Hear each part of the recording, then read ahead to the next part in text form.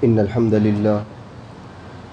لله نحمده ونستعينه ونستغفره ونؤمن به ونتوكل عليه ونعوذ بالله من شرور أنفسنا ومن سيئات أعمالنا من يهده الله فلا مضل له ومن يضلل فلا هادي له وأشهد أن لا إله إلا الله وحده لا شريك له وأشهد أن محمدا عبده ورسوله أما بعد فإن خير الحديث كتاب الله وخير الهدي هدي محمد صلى الله عليه وسلم وشر الأمور محدثاتها وكل محدثة بدعة وكل بدعة ضلالة وكل ضلالة في النار فأعوذ بالله من السميع العليم من همزه ونفخه ونفسه بسم الله الرحمن الرحيم يا أيها الذين آمنوا اتقوا الله حق تقاته ولا تموتن إلا وأنتم مسلمون يا أيها الناس اتقوا ربكم الذي خلقكم من نفس واحدة وخلق منها زوجها وبث منهما رجالا كثيرا ونساء واتقوا الله الذي تساءلون به والأرحام إن الله كان عليكم رقيبا يا أيها الذين آمنوا اتقوا الله وقولوا قولا سديدا يصلح لكم أعمالكم ويغفر لكم ذنوبكم ومن يطع الله ورسوله فقد فاز فوزا عظيما وقال الله تبارك وتعالى في موضع آخر إن الله مع الصابرين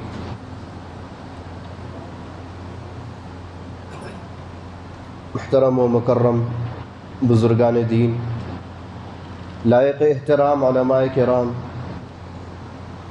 امت مسلمہ کے نونہال روشن مستقبل نوجوان ساتھیوں، امت مسلمہ کی پردہ نشین خواتین اسلام، ماں اور بہنوں،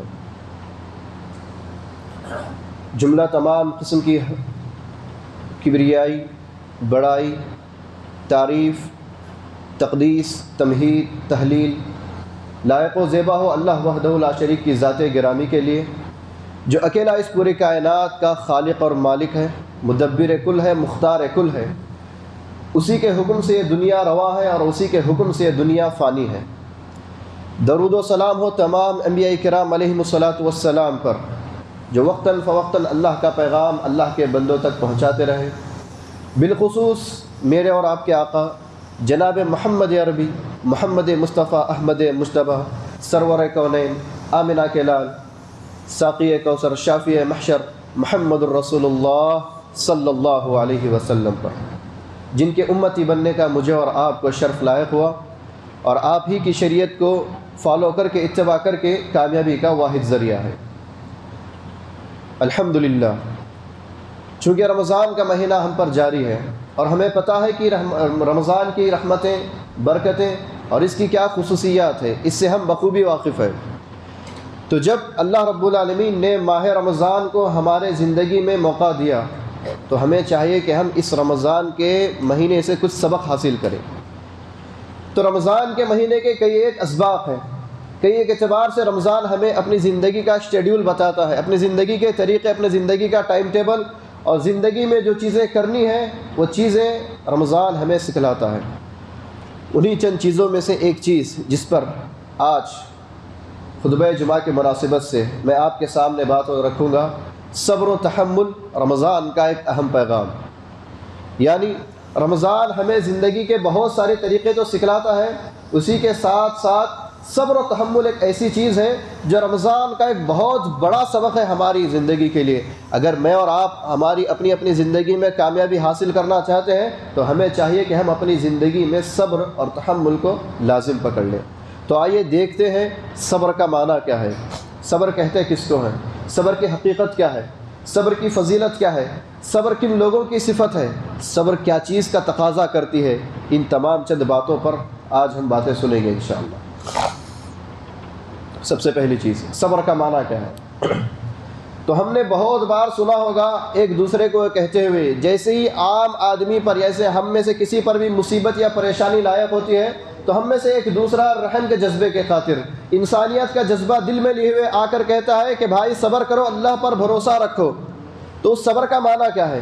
جب صبر کا معنی دیکھا گیا تو کئی ایک علماء نے اپنی اپنی طرف سے الگ الگ معنی بیان کیے۔ جب تمام صبر کے معنوں کو جمع کیا گیا تو ایک بڑا ہی جامع معنی سامنے پیش آیا. کیا ہے؟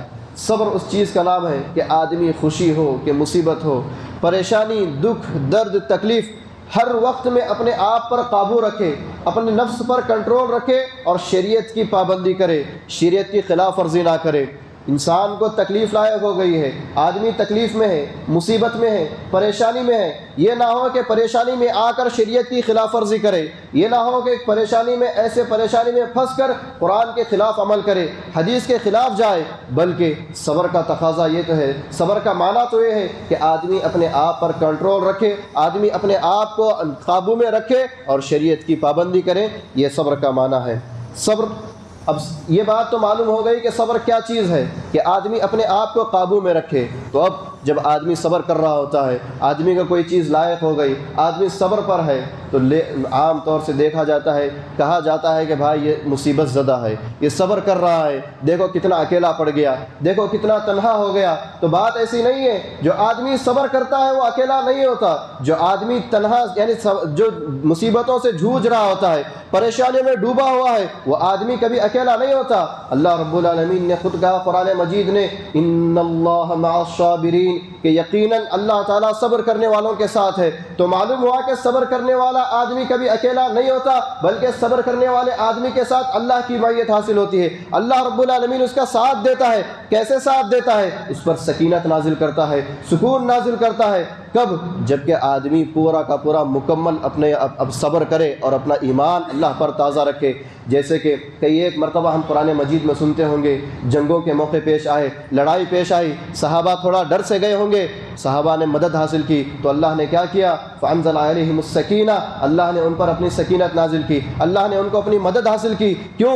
کیونکہ وہ میدان جنگ میں جمے رہے، صبر کیا انہوں نے اور ثابت قدم رہے، اللہ پر بھروسہ دکھایا، اللہ پر ایمان رکھا، اور انہیں معلوم تھا کہ ہم صبر کر رہے ہیں، اللہ کی راہ میں نکلے ہوئے ہیں، ہم مسلمان ہیں، ہم ایمان والے ہیں، ہم اکیلے نہیں ہو سکتے، تنہا نہیں ہو سکتے، اللہ رب العالمین ہمارے ساتھ ہے. تو معلوم ہوا کہ صبر کرنے والا کبھی بھی اکیلا نہیں ہوتا. اس کو دیکھ کر اس کا مذاق نہ اڑایا جائے، بلکہ اس کے دیکھ کر عش کرنے کی بات ہوتی ہے کہ دیکھو یہ صبر کر رہا ہے، یعنی اکیلا نہیں ہے، اس نے اپنا پورا معاملہ اللہ کے حوالے کر دیا اور اللہ رب العالمین اس کے ساتھ ہے. جب بندہ صبر کرتا ہے اور اللہ کو اپنا ساتھی مانتا ہے، تو جب پریشانی چھٹ جاتی ہے تو اللہ اس کے پاس رحمتوں کے دروازے کھول دیتا ہے، برکتیں اس پر نازل کرتا ہے. کیونکہ مصیبت کے وقت میں اس نے اللہ کو یاد کیا، پریشانی کے وقت میں اس نے اپنے تمام معاملات کو اللہ کے حوالے کر دیے، جس کی وجہ سے اللہ اس کی مصیبت کو ہٹا کر اس پر آسانیاں نازل کرتا ہے. اس کے بعد جب بھی ہمیں مدد حاصل کرنے کے لیے کہا گیا تو اللہ رب العالمین نے کہا استعینوا بالصبر والصلاة وانها لکبیرۃ الا علی الخاشعین، کہ مسلمانوں کو، مومنوں کو کہا گیا استعینوا بالصبر والصلاة، کہ تم لوگ صبر اور نماز کے ذریعے مدد حاصل کرو. کیونکہ صبر اور نماز کے ذریعے صرف وہی لوگ مدد حاصل کرتے ہیں جن کے دل میں اللہ کا تقویٰ ہو، جو خوف و خشیت رکھتے ہو اللہ کے تعلق سے، اور جن کے دل میں اللہ کا ڈر جتنا زیادہ ہوگا، تقویٰ جتنا زیادہ ہوگا، وہی یہ لوگ ہیں جو مصیبت کے وقت، پریشانی کے وقت اپنے ہر معاملات میں، ہر جذبے کو قابو میں رکھ کر اللہ سے مدد مانگتے ہیں. وَاسْتَعِينُوا بِالصَّبْرِ وَالصَّلَاةِ، یعنی صبر اور نماز کے ذریعے مدد حاصل کرنے کی تاکید کی گئی. کیوں صبر اور نماز کے ذریعے مدد حاصل کرنے کی تاکید کی گئی؟ کیونکہ جب بندہ صبر کرتا ہے، جب بندہ قابو میں رہتا ہے، جب بندہ ہر ایک چیز سے رک جاتا ہے، پریشانی کو پریشانی سمجھ کر اللہ پر بھروسہ کرتا ہے، تو یہاں پر اس کا ایمان معلوم ہوتا ہے، یہاں پر اسے اللہ سے عقیدت معلوم ہوتی ہے کہ اب اسے بچنے کا کوئی راستہ نہیں ہے. بچنے کا اگر کوئی ایک راستہ ہے وہ محض اللہ رب العالمین کی ذات ہے. اللہ اگر چاہے تو مجھے نجات دے دے، اگر اللہ نہ چاہے تو مجھے کوئی نہیں بچا سکتا. یہ صبر کا موقع ہوتا ہے. اور جب نماز پڑھتا ہے تو نماز میں اللہ سے گویا گفتگو کرتا ہے، اور نماز میں آنکھوں کی ٹھنڈک رکھی گئی ہے، اور نماز دل کا سکون ہوتا ہے. نماز میں اللہ رب العالمین سے بندہ بات کرتا ہے. جب بندہ اپنے خالق سے بات کرے تو اس کے دل پر سکونت تازل ہو جائے گی، وہ ٹھنڈا ہو جائے گا، وہ اپنے آپ کو قابو میں کرنے کے قابل ہو جائے گا، جس کی وجہ سے صبر اور نماز سے مدد حاصل کرنے کے لیے اس کو کہا گیا. محترم حضرات، آئیے صبر کی چند اقسام ہیں، اس صبر کی چند قسمیں جانتے چلیں. سب سے پہلی الصبر علی طاعت اللہ، یعنی اللہ کی اطاعت پر صبر کرنا. کیا مطلب اللہ کی اطاعت پر صبر کرنے کا؟ ہم نماز پڑھتے ہیں، نماز پڑھنے کے لیے اپنے کاروبار کو چھوڑ کر آتے ہیں، چند لمحات کے لیے ہم بزنس میں نفع نقصان برداشت کرتے ہیں، لیکن اس کے بدلے میں ہم اللہ تعالیٰ کی عبادت کر رہے ہیں۔ یہاں پر صبر ہو رہی ہے، ٹھنڈی کا موسم ہے، سخت ٹھنڈی ہے، فجر کے وقت ہم اٹھ کر ٹھنڈے پانی سے وضو کرتے ہیں، یہاں پر صبر کا مظاہرہ ہوتا ہے۔ ہم روزہ رکھتے ہیں، روزہ مکمل طور سے صبر کا ایک نقشہ پیش کرتا ہے۔ ہم حرام چیزوں سے دور کی بات، حلال چیزیں اللہ رب العالمین کے لیے چھوڑ دیتے ہیں۔ کھانا پینا حلال چیزیں پاک ہیں، اس کے باوجود بھی ہم اللہ کے لیے وہ تمام چیزوں کو چھوڑ دیتے ہیں، کیونکہ یہ اللہ کا حکم تھا۔ یہ صبر ہے، یعنی اللہ کی اطاعت پر صبر کرنا، یہ صبر کی ایک قسم ہے۔ دوسری قسم الصبر علی محارم اللہ، اللہ کے حرام کردہ چیزوں میں صبر کرنا۔ کیا مطلب اللہ کے حرام کردہ چیزوں میں صبر کرنے کا؟ یعنی اللہ نے جن چیزوں کو حرام قرار دیا ہے، چند چیزیں ہیں جو کھانے کے لیے حرام کر دی گئی، ہم اس کے قریب نہیں جاتے۔ چند چیزیں پینے کے لیے حرام کر دی گئی، ہم اس کے قریب میں نہیں جاتے۔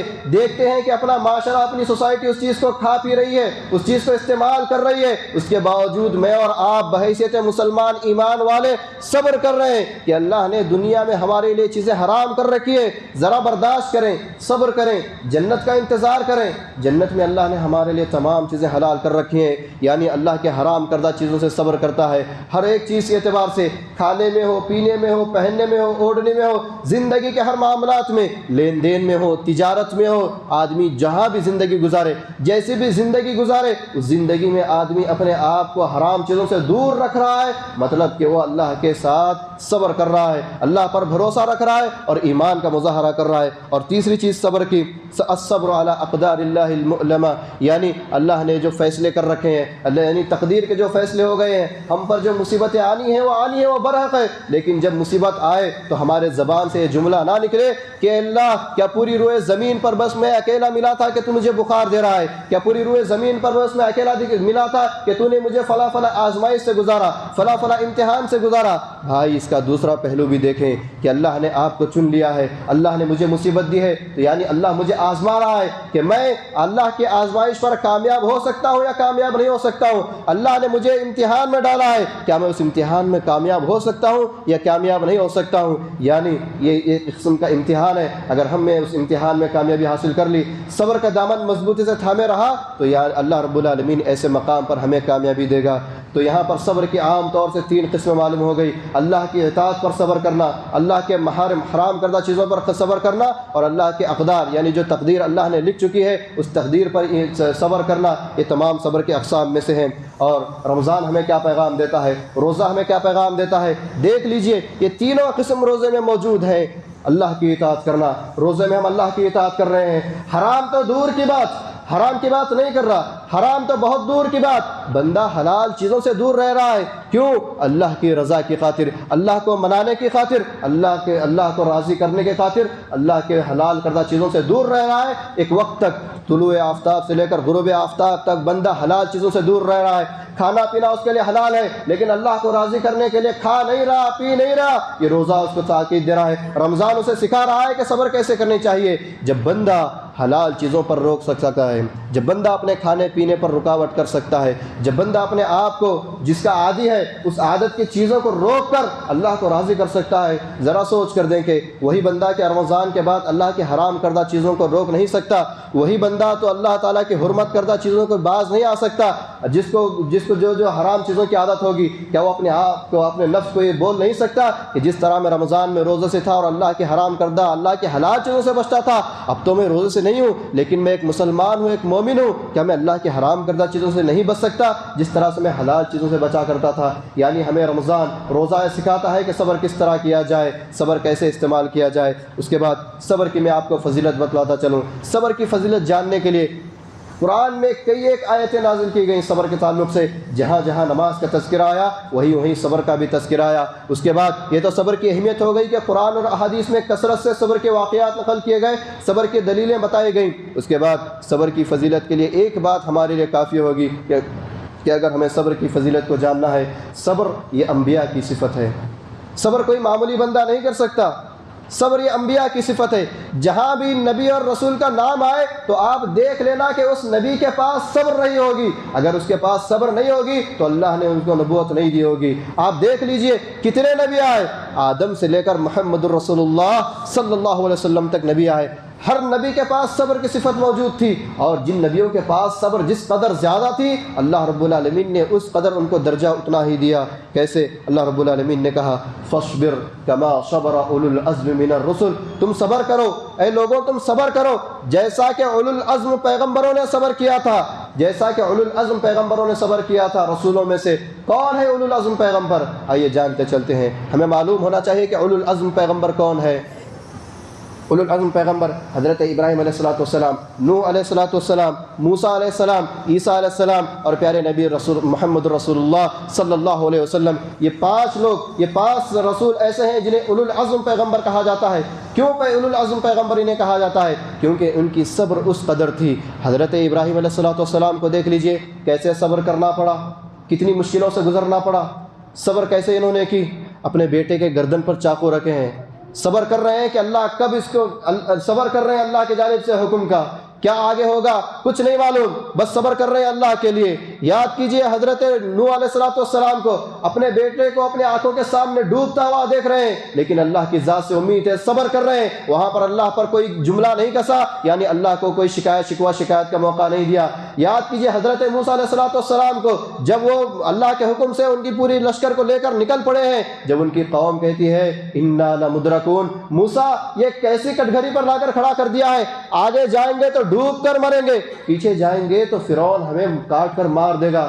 موسیٰ علیہ السلام کہتے ہیں کلا ان معی ربی سیہدین، ڈرو نہیں، میرے ساتھ میرا رب ہے، یقیناً وہ ہمیں راستہ دکھلائے گا۔ کیا ہوا؟ لاٹھی ماری اور سمندر میں راستہ پیدا ہو گیا۔ یہ صبر تھی اولو العزم پیغمبروں میں سے۔ حضرت عیسیٰ علیہ السلام نے صبر کیا، کتنا لوگوں نے ستایا، کتنا لوگوں نے تکلیف دی، اس کے باوجود بھی حضرت عیسیٰ علیہ السلام نے صبر کیا۔ اور اس کے بعد پیارے نبی محمد رسول اللہ صلی اللہ علیہ وسلم کی زندگی، پوری زندگی جب سے آپ کو نبوت ملی اور آپ کی وفات تک، آپ کی مکمل زندگی صبر تھی۔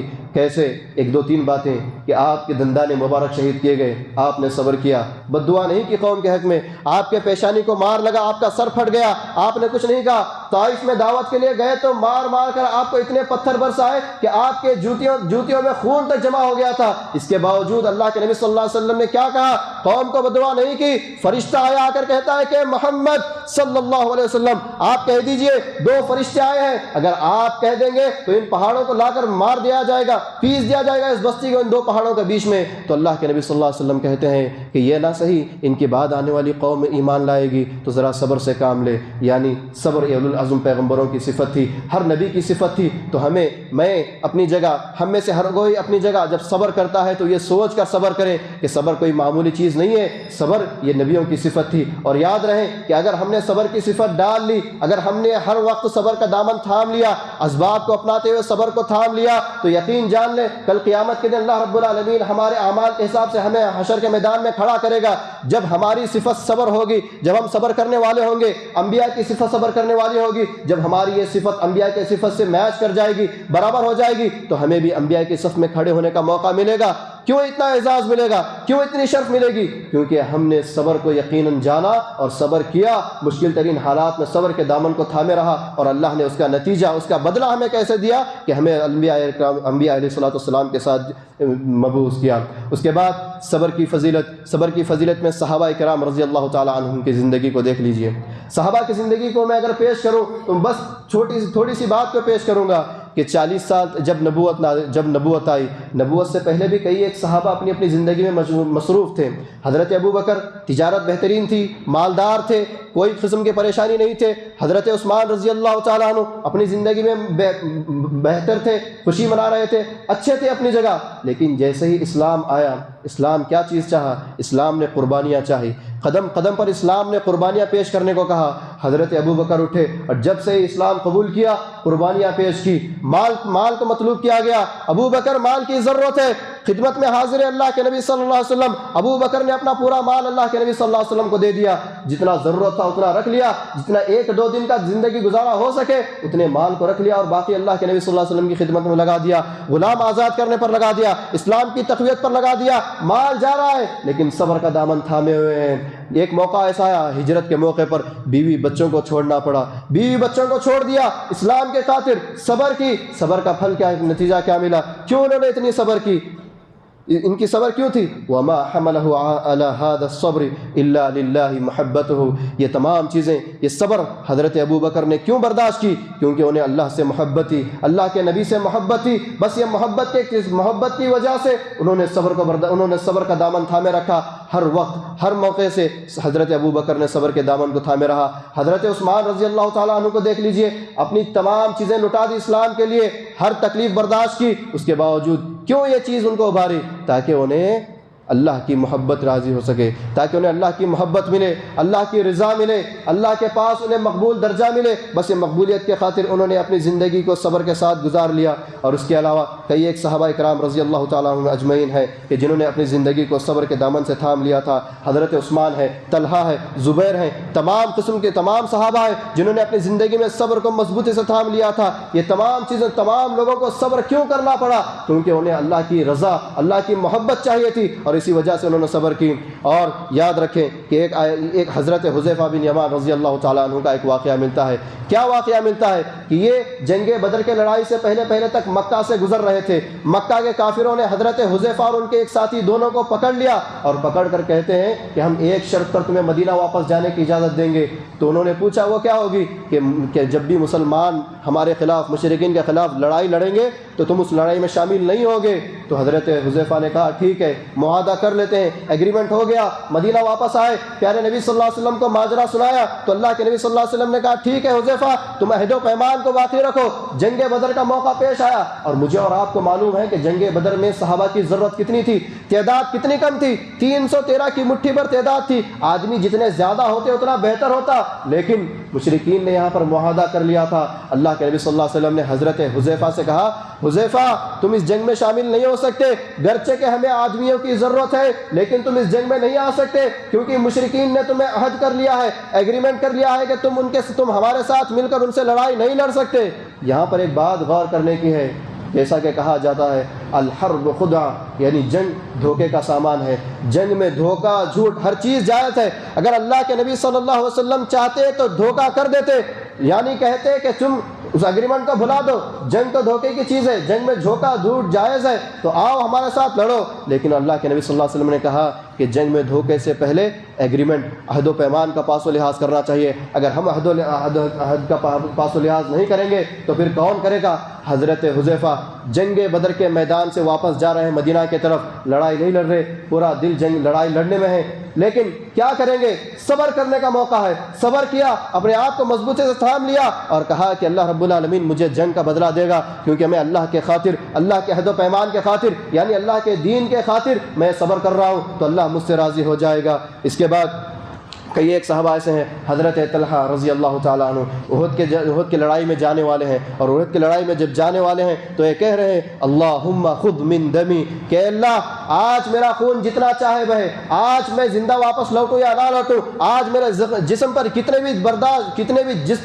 بھی وار آئے، کتنے بھی مارے لگے، کتنے بھی ضربے لگے، کتنی تلواروں کا میں سامنا کرنا پڑوں، کتنے تیر آ کر مجھ پر لگ جائے، میں برداشت کر لوں گا، میں صبر کر لوں گا، حتی ترضا، بس میری ایک گزارش یہ ہے کہ تو میرے اس خون کو بہانے سے راضی ہو جا، میرے اس لڑائی سے تو راضی ہو جا اور میری صبر کو قبول فرما۔ یعنی یہ صبر کو قبول کرنے کے لیے صحابہ کرام اپنی زندگی کے داؤں پر لگا دیتے۔ محترم حضرات، صبر کی حقیقت کیا ہے؟ مشکل ترین حالات میں صبر کرنے کی ضرورت ہے۔ والصابرون فی البأساء والضراء وحین البأس اولئک الذین صدقوا واولئک هم المتقون۔ صبر کرنا کب چاہیے؟ صبر کرنے والے تو وہ ہیں کون؟ فی البأساء، تنگ دستی کی حالت میں، والضراء یعنی مشکلات کے حالت میں، وحین البأس اور لڑائی جنگ کے موقع پر صبر کرنا، یہ اصل صبر ہے۔ یہ لوگ اپنی بات میں سچے ہیں اور یہی لوگ ایمان والے ہیں۔ کیا مطلب اس کا؟ تنگ دستی کی حالت میں کیا مطلب یہ ہے کہ ہمارے پاس کھانے کو کھانا نہیں ہے، پہننے کو کپڑا نہیں ہے، بہت کم ضروریات زندگی موجود ہیں، اس کے باوجود ہم اللہ پر شکوہ شکایت کیے بغیر اسباب کو اپنائیں، تجارت کا ذریعہ اپنائیں، رزق حلال کے کوشش کریں، آگے بڑھیں اور جتنا کما سکتے ہیں اتنا کمانے کی کوشش کریں، اللہ پر صبر کریں، اللہ پر ایمان رکھیں، صبر کا دامن تھامے رہیں۔ اللہ آج نہیں کل مجھے بے نیاز کرے گا، اللہ آج نہیں کل مجھے مالداری دے گا، اللہ آج نہیں کل مجھے بے نیاز کرے گا، کل مجھے امیر بنائے گا۔ اللہ پر صبر رکھیں اور جو بھی اسباب ہیں اپنانے کے اس اسباب کو اپنائیں۔ کیا مطلب؟ مطلب یہ ہے کہ جب آدمی قرض میں ڈوبا ہوا ہو، قرض سے نکلنے کے راستے نہ معلوم ہو رہے ہوں، ایسی حالات میں آدمی کیا کرے؟ قرض کو ادا کرنے کے بہترین ذریعے اپنائے، تجارت کرے، کمائے اور قرض کو ادا کرنے کی کوشش کرے۔ ساتھ ساتھ جب اس سے نہیں ہو رہا ہے تو وہ صبر کا دامن تھام لے، وہ یہ سوچے کہ اللہ رب العالمین مجھے اس امتحان میں ڈالا ہے، اللہ رب العالمین مجھے آزمائش میں ڈالا ہے، جب تک اللہ رب العالمین میری آزمائش کو مکمل نہیں کرے گا میں بھی اللہ تعالیٰ کے اللہ پر پورا صبر کروں گا، پورا بھروسہ کروں گا، ایمان اللہ پر رکھوں گا، تو جا کر اللہ رب العالمین مجھے کامیابی دے گا۔ اس کے بعد محترم حضرات، صبر کا تقاضا کیا ہے؟ صبر کے تقاضے کے سلسلے میں آیا وَبَشِّرِ الصَّابِرِينَ، اور صبر کرنے والوں کو خوشخبری دے دو۔ کون صبر کرنے والے؟ کیسے صبر کرنے والے؟ الَّذِينَ إِذَا أَصَابَتْهُم مُّصِيبَةٌ، وہ لوگ جب ان کو مصیبت لاحق ہوتی ہے، الَّذِينَ إِذَا أَصَابَتْهُم مُّصِيبَةٌ، جب ان لوگوں پر مصیبت نازل ہوتی ہے، جب وہ مصیبت میں پھنس جاتے ہیں، مشکل ترین حالات سے گزر رہے ہوتے ہیں، قالوا، اور وہ کہتے ہیں انا للہ و انا الیہ راجعون، بے شک ہم اللہ کی جانب سے ہیں اور ہمارا لوٹنا اللہ کی طرف سے ہے۔ یہاں پر ایک آیت میں غور کرنے کی ضرورت ہے، جب کوئی آدمی پر مصیبت نازل ہو جائے، جب کوئی پریشانی کی حالت میں آ جائے، جب کوئی بھی کسی بھی سنگین حالت سے گزرے تو اسے کیا کہنا چاہیے؟ انا للہ و انا الیہ راجعون۔ لیکن آج دیکھیے ہم نے اس مطلب کو کیسے سمجھ لیا ہے۔ آج بیٹھے بیٹھے اگر ہم میں سے 2 آدمی بیٹھے ہوئے ہیں، 4-5 آدمی ایک جگہ بیٹھے ہوئے ہیں، اگر کوئی ایک آدمی بیٹھے بیٹھے کہہ دے انا للہ و انا الیہ راجعون، تو سامنے جو 4 لوگ بیٹھے ہیں فوراً ذہن میں یہ بات لائیں گے کیا ہوا بھائی، کس کا انتقال ہو گیا؟ تو یعنی انا للہ و انا الیہ راجعون کو ہم نے بس انتقال کے حد تک کی دعا کو محدود کر لیا ہے۔ یعنی عام طور سے بات جاری ہو گئی ہے، یہ معاشرے میں بات رائج ہو گئی ہے کہ اگر کسی کی وفات ہو جائے تو یہی مصیبت ہے، اگر کسی کی وفات ہو جائے تب یہ دعا پڑھنی چاہیے۔ بات ایسی نہیں ہے، آیت میں واضح طور پر بتایا گیا، کیا کہا؟ الذین اذا اصابتہم مصیبہ، جب کسی پر مصیبت نازل ہوتی ہے۔ مصیبت کون سی؟ کسی بھی قسم کی مصیبت، آدمی الگ الگ مصیبت میں پھنس سکتا ہے، کسی کو کھانے کی مصیبت، کسی کو پینے کی مصیبت، کسی کو مال کی مصیبت، کسی کو کپڑے کی مصیبت، کوئی ٹھوکر لگ کر گر گیا، کسی کا ایکسیڈنٹ ہو گیا، یا کوئی ناکام ہو گیا، یا کوئی تعلیم میں ناکام ہو گیا۔ الگ الگ آدمی اپنے جو بھی سٹیج میں ہے، اپنے مرحلے میں ہے، اپنی زندگی کے اعتبار سے آدمی جیسے جیسے مشکل میں حالات میں ہے اس طرح سے اسے اس کی مشکل میں، جب بھی مشکل آئے گی تو اسے کیا کرنا چاہیے؟ سب سے پہلے مشکل میں اسے اللہ پر توکل کرنا چاہیے، صبر سے کام لے اور کہیں انا للہ و انا الیہ راجعون۔ یہاں تک کہ اگر ہم گھر میں بیٹھے ہوئے ہیں، آپ فین اور لائٹ کا مزہ لے رہے ہیں، اچانک سے کرنٹ چلا جائے تو یہ بھی قسم کی مصیبت ہے، اس وقت بھی ہمارے زبان سے نکلے انا للہ و انا الیہ راجعون۔ جس طرح سے یہ کرنٹ پر چل رہا تھا اور کرنٹ بند ہوتے ہی چلا گیا، اسی طرح سے ہم بھی اللہ کے بندے ہیں، جب اللہ کا بلاوا آئے گا تو ہم بھی چلے جائیں گے۔ یعنی مصیبت چھوٹی اور بڑی کیسے بھی کیوں نہ ہو، ہمیں چاہیے کہ ہم ہمیشہ اللہ رب العالمین پر اپنا تکیہ لگائے بیٹھیں، اپنا بھروسہ رکھیں۔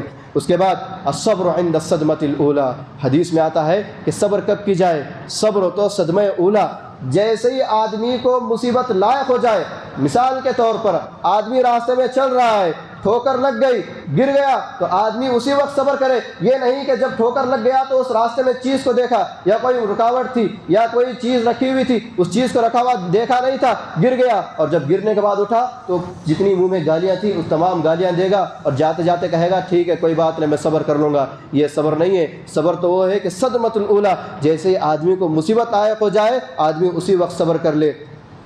مثال کے طور پر صبر کیسے کرے؟ صدمہ اولا میں آپ جا رہے ہیں، یا کوئی 2 آدمی بیٹھے ہوئے ہیں، 2 آدمیوں کے بعد لڑائی ہو گئی، چھوٹی سی بحث ہو گئی، بحث ہونے کے بعد صبر کریں۔ صدمۃ الاولی کا مطلب کیا ہے؟ لڑائی جھگڑا ہو گیا، فوراً صبر کا دامن تھام لے۔ ہم میں سے ہر ایک اپنی اپنی جگہ صبر سے کام لے کہ اپنے زبان سے جملہ نہ کریں۔ کیونکہ وہ سامنے والا بھی غصے میں ہے، دونوں اپنی اپنی جگہ غصے میں ہیں، دونوں کے پاس شیطان موجود ہے، شیطان دونوں کو ورغلا رہا ہے، تو اسے گالی دے، تو اسے گالی دے، شیطان ورغلا رہا ہے، اور ہم گرم جوش لوگ کیا کرتے ہیں؟ ورغلانے میں آ کر ایک دوسرے کو گالی دیتے ہیں، اور جب منہ میں جتنی گالیاں ہوتی ہیں تمام گالیاں ختم ہو جائیں گی، اب نئی گالی کوئی سوجھ نہیں رہی ہے، تو کیا کریں گے؟ اپنے اپنے راستے الگ کر لیں گے۔ جب لوگ 2-4 لوگ دے کر آ کر چھڑائیں گے، الگ الگ کریں گے، تو کہتے ہیں کہ میں نے اس کا معاملہ اللہ کے حوالے کر دیا۔ صبر ہے یہ بھی، میں نے یہ کہتا کہ صبر نہیں ہے، یہ صبر کا بہت کم درجہ ہے، ادنا سا درجہ ہے۔ صبر کا بڑا درجہ اگر حاصل کرنا ہے تو اسی وقت صبر کو اختیار کریں جب معاملہ بگڑا ہے، جب لڑائی چھڑی ہے، جب گالی گلوچ شروع ہو چکی ہے، تو ہم میں سے ہر کوئی کیا ہے؟ صبر کو اختیار کر لے۔ یا مثال، یا کوئی لڑائی جھگڑا ہو گیا ہے، مارم پیٹی کا کوئی معاملہ پیش آیا ہے، اب صبر کا مطلب یہ نہیں کہ ہم پوری طرح سے مار لیں، دونوں کو ایک دوسرے سے مار لیں، اب اپنے پاس طاقت نہیں بچی کہ ہم اس کو مزید مار سکیں، بیٹھے بیٹھے جگہ پر یہ کہیں کہ اب میں اس کو مزید مار نہیں سکتا، میں نے اس کا معاملہ اللہ پر چھوڑ دیا، اب جو بھی کرنا ہے اللہ اس کا فیصلہ کرے گا۔ نہیں، مار پیٹ شروع ہونے سے پہلے اس کا حوالہ اس کے معاملے کو اللہ کے حوالے کر دیں، یہ صبر ہے الصدمۃ الاولیٰ کے بعد۔ اب صبر کس کے لیے کرنی چاہیے؟ وَاصْبِرْ وَمَا صَبْرُكَ إِلَّا بِاللَّهِ وَلَا تَحْزَنْ عَلَيْهِمْ وَلَا تَكُ فِي ضَيْقٍ مِّمَّا يَمْكُرُونَ۔ صبر کس کے لیے کرنی چاہیے؟ تو اللہ کے نبی صلی اللہ علیہ وسلم کو کہا جا رہا ہے وَاصْبِرْ، صبر کرو، وَمَا صَبْرُكَ إِلَّا بِاللَّهِ، اور تمہاری صبر صرف اللہ کے لیے ہے، اللہ کے علاوہ تم اور کسی کے ساتھ صبر نہیں کر رہے۔ اللہ کے نبی صلی اللہ علیہ وسلم کے کہا جا رہا ہے، کیوں کہا جا رہا ہے؟ کیونکہ اللہ کے نبی صلی اللہ علیہ وسلم جب دعوت دینے کے نکلتے تو مشرکین آتے آپ کو جھوٹا کہتے، آپ کو کاہن کہتے، آپ کو جادوگر کہتے، آپ کو شاعر کہتے۔ اللہ کے نبی صلی اللہ علیہ وسلم کو کتنی تکلیف پہنچی ہوگی۔ 40 سال تک اللہ کے نبی صلی اللہ علیہ وسلم نے انہی میں زندگی گزارے، انہی لوگوں نے لقب دیا تھا محمد انت الصادق الامین، عرب میں تمہارے جیسا صادق اور امین، تم سے سچا اور تم سے امانت دار ہم نے نہیں دیکھا۔ 40 سال تک یہ بولتے رہے، اور جیسے ہی نبوت کا اعلان کیا، قرآن حدیث کی باتیں پیش کرنے لگ گئے تو کہتے ہیں کہ محمد تم جھوٹے ہو، محمد تم کاہن ہو، نعوذ باللہ من ذالک صلی اللہ علیہ وسلم۔ یعنی اللہ کے نبی صلی اللہ علیہ وسلم کو تکلیف ہوئی تو اللہ کہتا ہے کہ آپ تکلیف میں آپ غمزدہ نہ ہو، آپ محزون نہ ہو، بلکہ آپ صبر کریں، آپ صبر کریں۔ یہ دراصل آپ کو جھوٹا نہیں کریں، آپ جو دعوت پیش کر رہے ہیں، آپ جو قرآن ان کو پیش کر رہے ہیں، آپ جو ایک اللہ کی عبادت کو کہہ رہے ہیں، دراصل یہ ان کو جھوٹا کہہ رہے ہیں۔ آپ غمزدہ نہ ہو، آپ بس صبر کا دامن تھامے رہیں۔ محترم حضرات، اس کے بعد صبر کا پھل کیا ہوتا ہے؟ صبر کا بدلہ کیا دیا جاتا ہے؟ جب آدمی کو اتنی بات بتائی گئی کہ ہر موقع پر، ہر لمحے پر، ہر زندگی کے ہر موڑ پر ہمیں صبر کرنی چاہیے، جب صبر کی اتنی باتیں بتائی گئی تو آدمی صبر کر لیا۔ اب صبر کرنے کے بعد آدمی حریص ہے کس چیز کا؟ آدمی ہمیشہ بدلہ چاہتا ہے۔ کوئی بھی کام آدمی بغیر بدلے کے یا بغیر کسی معاوضے کے نہیں کرتا۔ آدمی اپنے آپ سے بھی جو بھی چھوٹا سا بھی کام کرتا ہے اس میں اسے اپنا بدلہ دیکھتا ہے، اسے کیا فائدہ ہوتا ہے، کیا منافع پہنچتا ہے، منافع دیکھ کر آدمی کام کرے گا۔ تو اللہ رب العالمین نے صبر کا فائدہ بتلایا، صبر کا فائدہ، صبر کرنے والے کو کیا اجر دیا جائے گا؟ انما یوفی الصابرون اجورهم بغیر حساب، کہ اللہ رب العالمین نے کہا انما یوفی الصابرون، صبر کرنے والوں کو ان کا بدلہ دیا جائے گا بغیر حساب، بغیر حساب و کتاب کے۔ یعنی بہت بڑی بات ہے، یہ کوئی معمولی اور چھوٹی بات نہیں ہے کہ صبر کرنے والوں کو بغیر حساب و کتاب کے بدلہ دیا جا رہا ہے، کہ جیسا کہ الگ الگ عمل پر بدلہ بتایا گیا کہ آپ 1 روپیہ صدقہ کرو گے تو 10 روپے 10 تک ملے گا، 70 تک ملے گا، 700 تک ملے گا۔ الگ الگ نمازوں کی الگ الگ کیا ہے فضیلتیں بتلائی گئی، اتنا اجر ان کو ملے گا۔ لیکن کچھ عبادتیں ایسی ہیں جو اللہ رب العالمین ان کا بدلہ بغیر حساب کا دے گا۔ صبر اس میں سے ایک ہے، یعنی آدمی کے صبر کو دیکھا، اللہ رب العالمین آدمی کے صبر کو دیکھے گا کہ آدمی نے کس مرحلے میں صبر کی ہے، کتنی مشکل گھڑی میں صبر کیا ہے، کتنا خشوع و خضوع کے ساتھ اس نے صبر کے دامن کو تھامے رہا، اس پر مصیبت کتنی بڑی تھی اور اس نے صبر کو کتنی مضبوطی سے تھامے رکھا، وہ تمام چیزیں دیکھے گا، اور دیکھنے کے بعد اللہ رب العالمین اس کے صبر کا بدلہ دے گا۔ اگر آدمی واقعی معنی میں سخت ترین حالات میں بہت مشکل سے صبر کیا ہوگا تو اللہ رب العالمین اس کے صبر کا بدلہ اتنا ہی دگنا اور اتنا ہی زیادہ دے گا۔ محترم حضرات، یہاں پر ایک حدیث ہے ما یزال البلاء بالمؤمن والمؤمنۃ، اور جب تک مومن پر یا مومن مرد یا مومن عورتوں پر مصیبت آتے رہے گی، پریشانی ان پر آئے گی، فی نفسہ، یا اپنے اعتبار سے وہ مصیبت میں رہیں گے، وولدہ، یا ان کے بچوں کے اعتبار سے وہ مصیبت میں رہیں گے، ومالہ، یا ان کے مال کے اعتبار سے وہ پریشانی میں رہیں گے، مشکلات میں رہیں گے، تو اللہ کے نبی صلی اللہ علیہ وسلم کہتے ہیں ما من مسلم حتی یلقى اللہ وما علیہ من خطیئۃ، جب آدمی اپنے آپ پر کی مصیبت برداشت کر لے، اپنے بچوں کی جانب سے پہنچی ہوئی مشکلات کو برداشت کر لیں، اپنے مال کی جانب سے پہنچی ہوئی مشکلات کو برداشت کر لیں، یہاں تک کہ جب وہ مر جائے گا تو اللہ اس کو کھڑا کرے گا، جب اللہ سے اس کی ملاقات ہوگی اس پر ایک بھی گناہ نہیں ہوگا۔ کیوں؟ یہ اس کے صبر کا اس پہ بدلہ دیا جا رہا ہے کہ اس کے تمام گناہ معاف کیے جا رہے ہیں اس کے صبر کرنے کی بدولت۔ اب صبر کیسے کریں؟ کہ صبر اللہ کے لیے کریں، اور صبر کو ایسے مضبوطی سے تھامے رہیں کہ گویا جو بھی مصیبت ہے اس کو حل کرنے کی کوشش کریں۔ یہ نہیں کہ مجھے مار لگ گیا، اب میں زخم پر ملم نہیں لگا رہا ہوں، صبر کر رہا ہوں کہ اللہ کم کر دے گا، یہ اعلیٰ درجہ ہے صبر کرنے کا۔ لیکن ہمیں چاہیے کہ ہم اس کا علاج کریں. ہم بیمار ہیں، طبیب کے پاس جائیں، اس کا علاج کریں. ہم قرض میں ہیں، اس کو ادا کرنے کی ذریعہ اپنائیں، راستے فراہم کریں. اس کے بعد اللہ پر صبر کریں، شریعت کو فالو کریں، شریعت کی خلاف ورزی نہ کریں. جو شریعت میں احکام ہے، ہم جس مصیبت میں ہیں، شریعت ہمیں اس مصیبت میں کس طرح ریاکٹ کرنے کا حکم دیتی ہے، اس طرح سے ہمیں ریاکٹ کریں. تو یہی صبر کا اصل معنی ہے محترم حضرات. اس کے بعد آخری بات جو خلاصہ کلام کے طور پر میں آپ کے سامنے رکھنا چاہوں گا کہ رمضان ہمیں کیا پیغام دیتا ہے. رمضان ہمیں مسلمان بننے کا پیغام دیتا ہے. رمضان کے بعد بھی ہم ایمان والے ہیں، رمضان کے بعد بھی ہمارے اندر اسلام باقی ہے. جیسا کہ میں اور آپ آج دیکھیں گے کہ رمضان کی برکتوں کی رحمتوں کی وجہ سے ہماری مسجدیں رمضان سے پہلے بھی مسجدیں تھیں، آج بھی مسجدیں ہیں. لیکن فرق کیا ہے؟ رمضان کا موسم چل رہا ہے، رمضان کا مہینہ چل رہا ہے کہ میں اور آپ مسجدوں کو بھرا بھرا دیکھ رہے ہیں. میں اور آپ مسلمانوں کے دلوں میں ایمان کو اجاگر دیکھتے ہیں کہ جب بھی اس سے کہا جائے کہ کچھ کرو، اگر وہ خلاف شریعت ہے، انی صائم، میں روزے سے ہوں، وہ گالی نہیں دے گا، کہے گا کہ میں روزے سے ہوں. وہ کچھ جھوٹ نہیں بولے گا کہ میں روزے سے ہوں. یعنی جب رمضان آتا ہے، رمضان کے مہینے میں ہر نیک عمل کرنے کی کوشش کرتا ہے، کرنا بھی چاہیے. کیونکہ رمضان میں اگر کوئی بندہ رمضان کو پالے اور رمضان میں اپنی مغفرت نہ کرے تو اس سے بدبخت، اس سے بیکار آدمی روئے زمین پر کوئی نہیں ہوگا جو رمضان کے مہینے کو پالے اور اپنے آپ کی مغفرت نہ کرے. چونکہ چند ایام بچے ہیں رمضان کے، اس میں چاہیے کہ ہم اپنے آپ کی مغفرت کے طریقے کو ڈھونڈیں. آخری عشرہ چل رہا ہے، آخری عشرے میں اللہم انک عفو تحب العفو فاعف عنی، جتنی بھی دعائیں ہیں سید الاستغفار ہے، ہر قسم کے توبہ و استغفار کو جاری رکھیں اور اپنے آپ کی مغفرت کرانے کی بھرپور کوشش کریں. تو میں بات یہ بتلا رہا تھا کہ رمضان کے مہینے میں جس طرح ایک مسلمان بحیثیت مسلمان پیش آتا ہے، ایک ایمان والا اپنے ایمان کو دکھاتا ہے، تو ہمیں چاہیے کہ رمضان سے یہ درس حاصل کریں کہ جیسے میں روزے میں رہ کر اللہ کی فرما برداری کرتا ہوں، رمضان کے بعد بھی وہ مسلمان ہے، رمضان کے بعد بھی وہ ایمان والا ہے. کہ رمضان کے بعد ایمان کو چھٹی مل جائے گی، کہ رمضان کے بعد اس کا اسلام وہیں پر رکا رہے گا، پھر رمضان کے آنے تک وہ چھٹی کو رکھے، رمضان اپنے اسلام کو ایمان کو اٹھا کر لا کر میں سیف رکھ دے گا کہ اگر میں استعمال کروں گا تو ختم ہو جائے گا، اس لیے ایک کام کرتا ہوں، لا کر میں سیف رکھ دیتا ہوں. جب رمضان آئے گا پھر سے نکال کر ایمان نکال لیا، دل میں ڈال لیا اور ایمان کو تازہ کر لیا. نہیں، جس طرح سے میں رمضان میں ایک مسلمان ہوں، ایک مومن ہوں، رمضان کے بعد بھی میں ایک مسلمان ہوں، ایک مومن ہوں. اللہ رب العالمین نے رمضان کے مہینے کو ہمارے ایمان کے تزکیے کے لیے، ہمیں تجدید کے لیے، ہمیں یاد دہانی کے لیے، کہیں لوگ بھول نہ جائیں اپنی مصروفیات میں کہ ایمان کیا چیز ہے، اسلام کیا چیز ہے، یہ سکھانے کے لیے، یہ بتلانے کے رمضان کے مہینے کو رکھا ہے اور ہمیں تمام عبادات کرنے کا حکم دیا ہے. مثال کے طور پر ایک موٹی مثال پیش کر اپنی بات کو آگے بڑھاؤں گا کہ ہر ایک چیز کا ایک موسم ہوتا ہے، ہر ایک چیز کا ایک موسم ہوتا ہے. یہ آج ابھی جو موسم چل رہا ہے وہ کون سا؟ آم کا موسم ہے. پھلوں میں اگر دیکھا جائے تو آم کا موسم چل رہا ہے کہ ہم اسی موسم میں آم لیں گے، گرما کے موسم میں، اور 2-3 مہینے گزر جائیں، جون جولائی گزر جائے، برسات پڑ جائے تو آم خراب ہو جائے گا، اس کے بعد آم نہیں ملے گا.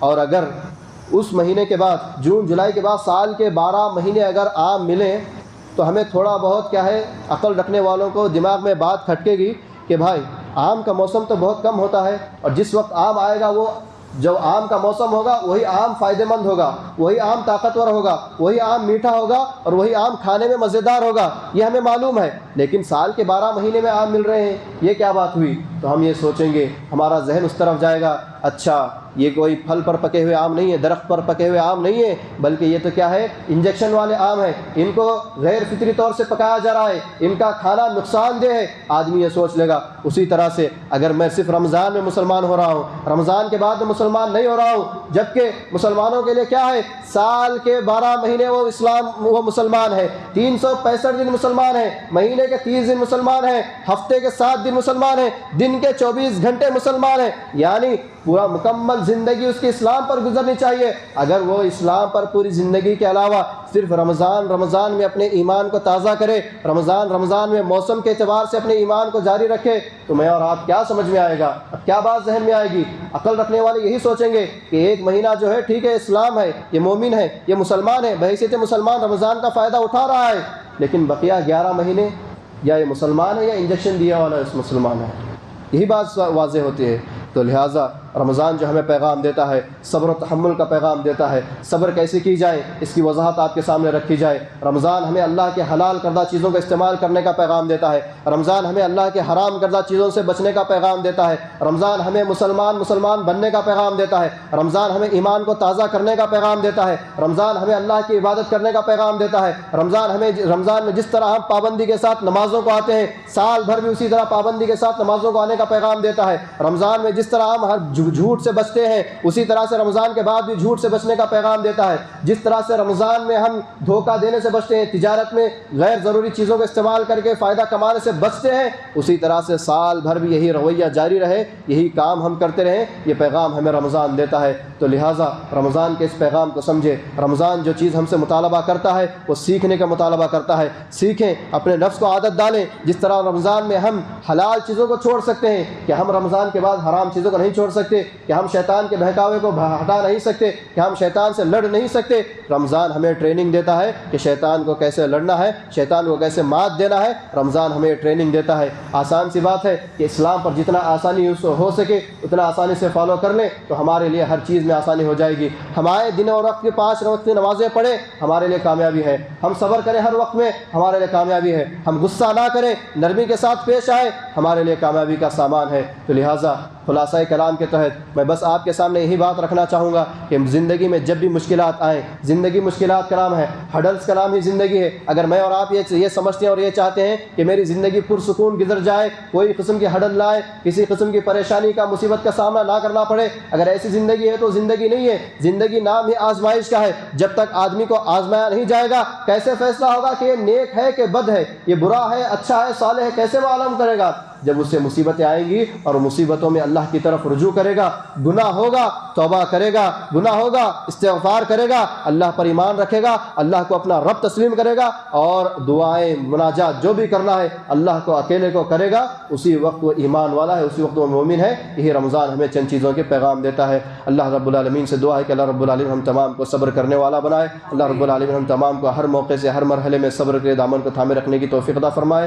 اللہ رب العالمین ہم تمام کو نیک اعمال کرنے کی توفیق عطا فرمائے۔ اللہ ہم تمام نے جو بھی نیک اعمال کیے ہیں صدقات و خیرات کو قبول فرمائے۔ اللہ ہماری نمازوں کو قبول فرمائے، اللہ ہمارے روزوں کو قبول فرمائے، اللہ ہماری ہر چھوٹی بڑی نیکی کو ہمارے لیے کامیابی کا ذریعہ بنائے۔ اللہ رب العالمین ہم تمام کو مرتے دم تک نیک اعمال کرنے کی توفیق عطا فرمائے۔ اللہ جو بھی ہم نے کبیرہ صغیرہ گناہ کیے اللہ ان گناہوں کو معاف فرما۔ اے اللہ ہمارے سری ظاہری گناہوں کو معاف فرما۔ اے اللہ ہمارے سستیوں کو کاہلیوں کو معاف فرما۔ اے اللہ جو بھی مسلمان جہاں بھی پریشان حال ہے اللہ ان کی پریشانیوں کو دور فرما۔ اے اللہ جہاں بھی مسلمان مصیبتوں میں اللہ ان کی مصیبتوں کو دور فرما۔ اے اللہ ان کے لیے آسانیوں کے معاملے عطا فرما۔ اے اللہ جہاں کئی مسلمان مارے پیٹے ڈرائے دھمکائے ستائے جا رہے ہیں اللہ تو ان کے لیے کافی ہو جا۔ اے اللہ جہاں کئی مسلمان بیمار ہیں اللہ تو ان کو شفاء کاملہ عاجلہ دائمہ مستمرہ عطا فرما۔ اے اللہ جہاں کئی مسلمان قرض سے پریشان حال ہے اللہ ان کے قرض کی ادائیگی کے لیے آسان ذرائع فراہم فرما۔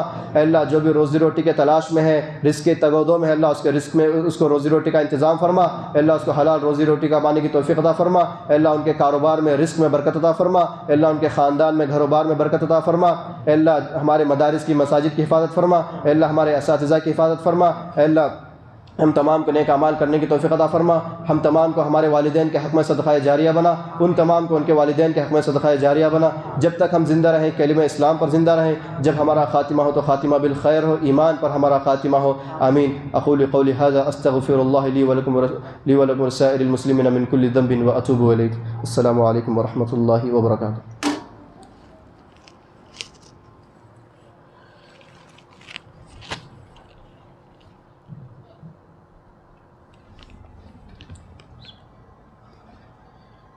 إن الحمد لله نحمده ونستعينه ونستغفره ونؤمن به ونتوكل عليه ونعوذ بالله من شرور أنفسنا ومن سيئات أعمالنا من يهده الله فلا مضل له ومن يضلل فلا هادي له وأشهد أن لا إله إلا الله وحده لا شريك له وأشهد أن محمدا عبده ورسوله أما بعد إن الله وملائكته يصلون على النبي يا أيها الذين آمنوا صلوا عليه وسلموا تسليما اللهم صل على محمد وعلى آل محمد كما صليت على إبراهيم وعلى آل إبراهيم إنك حميد مجيد اللهم بارك على محمد وعلى آل محمد كما باركت على إبراهيم وعلى آل إبراهيم إنك حميد مجيد ربنا آتنا في الدنيا حسنة وفي الآخرة حسنة وقنا عذاب النار۔ إن الله يأمر بالعدل والإحسان وإيتاء ذي القربى وينهى عن الفحشاء والمنكر والبغي يعظكم لعلكم تذكرون اذكروا الله يذكركم ادعوه يستجب لكم والله يعلم ما تصنعون أقيموا الصلاة.